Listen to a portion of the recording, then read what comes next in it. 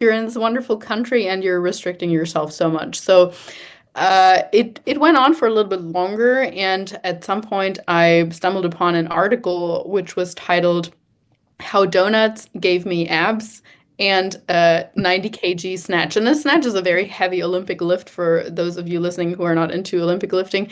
And at that time, I was doing CrossFit, and I was like, I want all of these things. I want a donut, I want abs, and I want a 90 kg snatch. So I'm going to read this article. So I read the article, and she was basically explaining how learning more about basically calorie content of foods, whether they're quote unquote good or quote unquote bad, can help you achieve the body composition that you want and allow you to live a life of more food freedom, while of course you should still mostly eat good foods or whole foods if you want to call them that.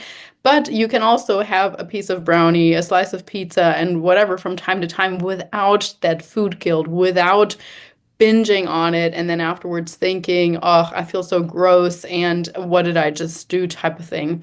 And I thought, well, that sounds really restrictive, like weighing out my food or tracking my food. I don't really want to do that long term, but I'm going to give it a go. I was so frustrated. And so once I started learning more about, okay, what's actually in my food, because at that time I was thinking, peanut butter is healthy, so I can have like half a jar of that, no problem. But when it came to eating a slice of bread, I was terrified, even though, the slice of bread has like 80 calories and half of the jar of peanut butter has probably 600 calories or so. So it was just helpful for me to learn um, there is no good and bad foods really. You can incorporate it all, just it needs to be in balance and you need to have the right amount of protein, the right amount of carbs and fats in order to have that body composition that you wanted to. And once I started kind of practicing that and learning more about just energy balance, how you can learn with, if you can build more muscle if you go in a small surplus, you can lose fat if you go in a calorie deficit, and it doesn't have to be super restrictive.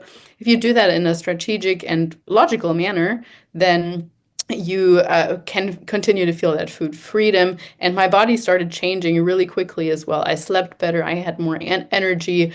I became leaner, even though I was actually feeling a lot more free and more satiated with the foods that I ate. And yeah, from that point, I mean, I continued and to go into a little bit of a detour here.